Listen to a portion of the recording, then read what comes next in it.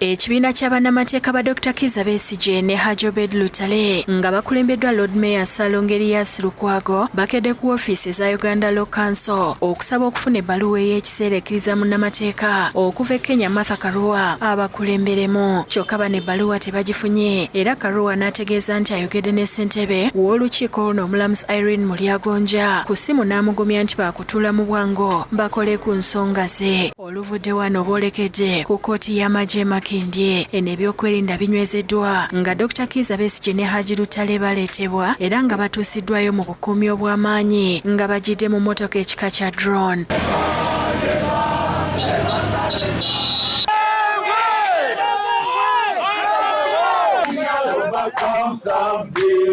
Bannamateeka ba Besigye nga bakulembeddwa Aaron Kizza bakayukidde mu kkooti eno ne bakiteeka ku ludda oluwabya okugula omusango ku bantu baabwe nga tebamaze kwetegeka. For a lawyer on the other side to say that somehow lawyers who are not ready to receive a ruling must receive it, whether they like it or not, I think is crossing legal boundaries. Bano basabye kkooti bakomewo olunaku olw'enkya. Kano Raphael Mugisha akulembeddemu oludda oluwabikyawakanyizza n'ategeeza nti beeteeseteese bulungi. Because this is a prostitution case. So what is this Tuesday for? For us, we would be happy if our client is discharged. But Mr. Chairman, for the record, we are supposed to come for a ruling.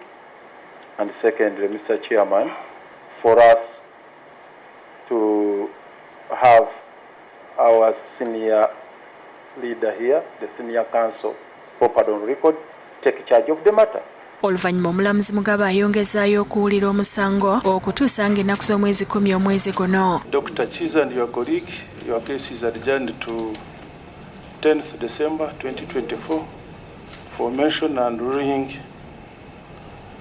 on issues raised by Lord Mayor. Oluvannyuma lwa kkooti twogeddeko n'abamu ku bannamateeka ab'emikwano n'abooluganda ne babaako bye bannyonnyola ku musango guno. Olwaleero twesanze nga proceedings teziyinza genda maaso. Ekisookera ddala tuvumirira ne ssekuvumirira empisa gye batuyisizzaamu wano nga balooya n'abantu baffe ne batandika okusaakinga buli omu ne batuggyako amasimu gaffe nga batulemesa ng'ate kkooti ebeera open. Dr. Kizza Besigye ne Hajji Lutale baakwatibwa e Kenya ne bagulwako emisango 4 egyekuusa kwagala okumaamulako gavumenti eno okusangibwa ne pisita era nga baateeberezebwa okuba nga baali bagezaako okugootaanya ebyokwerinda bya Uganda. Download the app on App Store or Google Play Store now. Vision Digital Experience, the future of media.